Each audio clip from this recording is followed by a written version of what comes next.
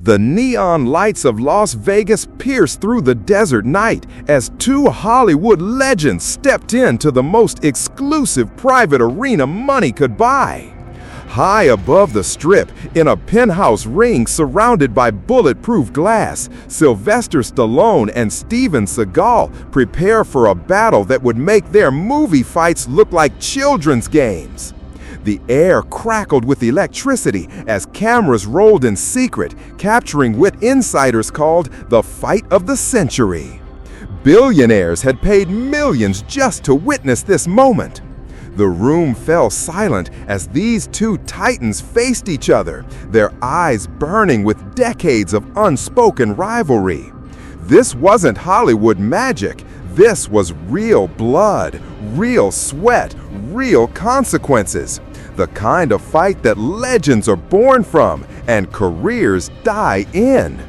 What you're about to discover will shock you. Sylvester Stallone's path to this confrontation began in the gritty streets of Philadelphia, where a young man with a speech impediment and a burning desire to prove himself first picked up boxing gloves. Born into struggle, Stallone understood that every victory must be earned through blood, sweat, and relentless determination. His early years were marked by rejection after rejection, casting directors dismissing him as unmarketable, his distinctive slurred speech seen as a liability rather than an asset. But Stallone possessed something that couldn't be taught in any acting school: an unbreakable will. He spent countless hours in dingy gyms, learning the sweet science of boxing from former professionals who saw potential in the scrappy kid from Hell's Kitchen. His hands learned the rhythm of heavy bags, his body adapted to the punishment of sparring sessions with men twice his size. When Hollywood finally noticed him, it wasn't just his acting they were buying, it was his authentic understanding of combat. The Rocky franchise wasn't just cinema, it was autobiography written in celluloid. Every training montage, every brutal fight scene, every moment of triumph and defeat reflected Stallone's own journey from nobody to somebody. His dedication to physical preparation became legendary.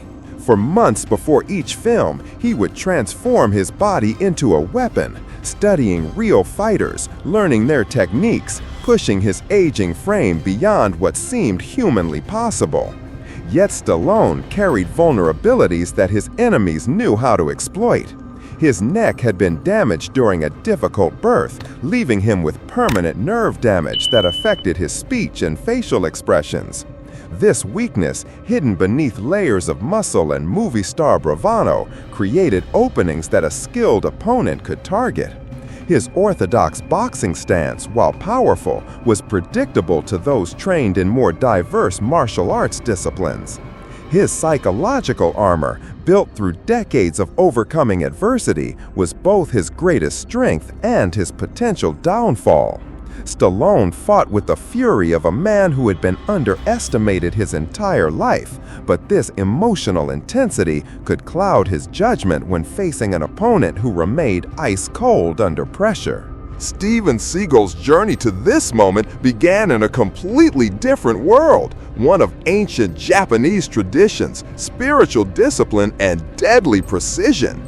Born in Michigan but forged in the dojos of Japan, Seagull had walked a path that few Westerners had ever traveled.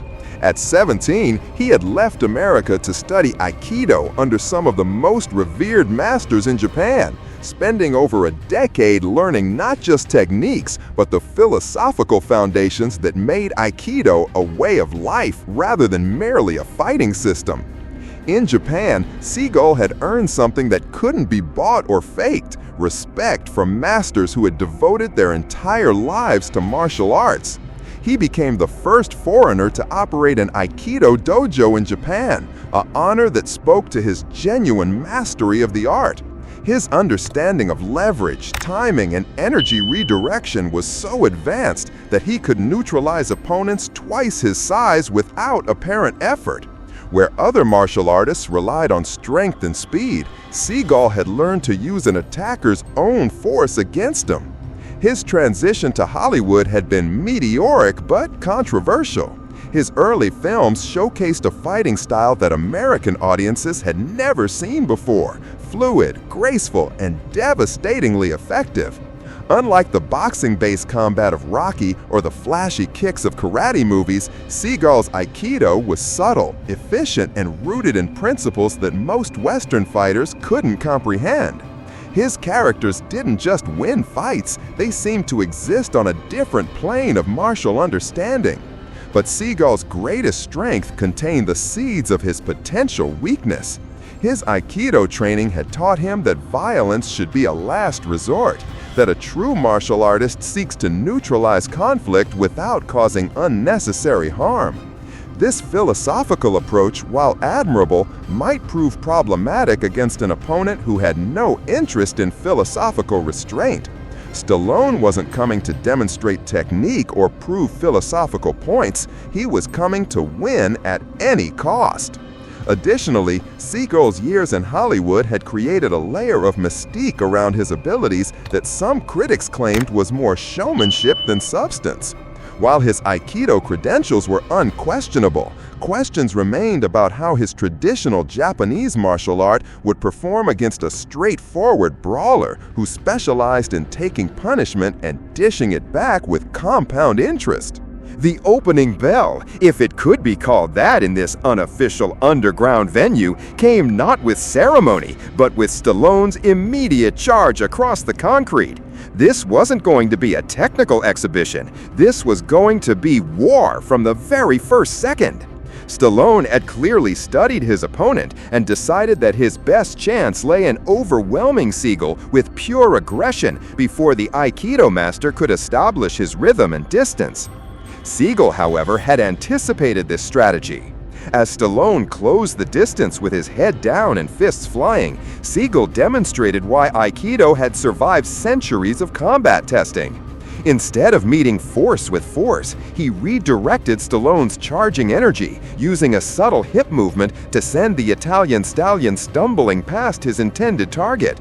The crowd gasped as Stallone's own momentum carried him into the wall behind Seagal's position.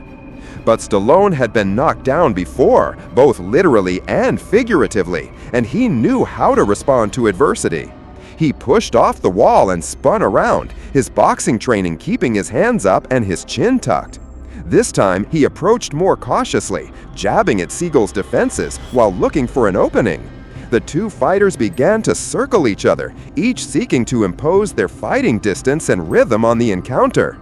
Seagal's responses were poetry in motion, flowing, continuous movements that seemed to anticipate Stallone's attacks before they fully developed. When Stallone threw a right cross, Seagal would blend with the punch, moving at an angle that took him out of harm's way while positioning himself for a counterattack. His hands moved in small circles, deflecting and redirecting rather than blocking and absorbing impact. For several minutes, they danced this deadly waltz, Stallone pressing forward with combinations that would have flattened most opponents, while Seagal flowed around and through the attacks like water moving around stones. Neither man had landed a decisive blow, but the psychological warfare was intense. Stallone was discovering that everything he thought he knew about fighting was being challenged by an opponent who seemed to operate according to different physical laws. The first major shift came when Seagal decided to test Stallone's ground game. As Stallone committed to a particularly aggressive combination, Seagal stepped inside the punches and applied a standing armbar that threatened to hyperextend Stallone's elbow. For a moment, it seemed the fight might end with Stallone tapping out to avoid permanent injury. But this was where Stallone's lifetime of taking punishment paid dividends. Instead of panicking or submitting, he used his superior strength to muscle his way out of the technique, accepting some damage to his elbow in exchange for breaking free. As they separated, Seagal nodded slightly, a gesture of respect for his opponent's toughness and determination. The fight exploded into pure violence. Stallone unleashed combinations that would shatter concrete, each punch carrying 40 years of boxing rage. But Seagal moved like liquid death, redirecting every attack with surgical precision. His counterstrikes targeted nerve clusters, disrupting Stallone's balance and coordination with devastating accuracy. Blood began to paint the canvas. Stallone's face showed the precise damage of Seagal's Aikido mastery, not random bruising, but calculated destruction of pressure points. Yet the Italian stallion absorbed punishment that would hospitalize ordinary men, his legendary conditioning keeping him upright through sheer willpower. Then everything changed. Both warriors abandoned their textbook techniques and descended into primal combat. Stallone became a relentless wrecking machine, throwing bombs with desperate fury. Seagal's responses turned lethal, his Aikido philosophy replaced by killer instinct. For 10 brutal minutes, they traded devastation. The crowd witnessed something beyond entertainment. This was gladiatorial combat at its purest. Stallone landed shots that should have ended careers, but Seagal's mental fortress held firm. Each one of Seagal's strikes found its mark with increasing frequency, each one precisely engineered for maximum damage. In the final seconds, as exhaustion threatened to claim both legends, Seagal found his moment. As Stallone committed everything to one final knockout attempt, the Aikido master slipped like smoke and locked in a rear naked choke that left no escape. Steven Seagal had won through superior technique, conquering raw power, a victory that redefined martial arts mastery forever.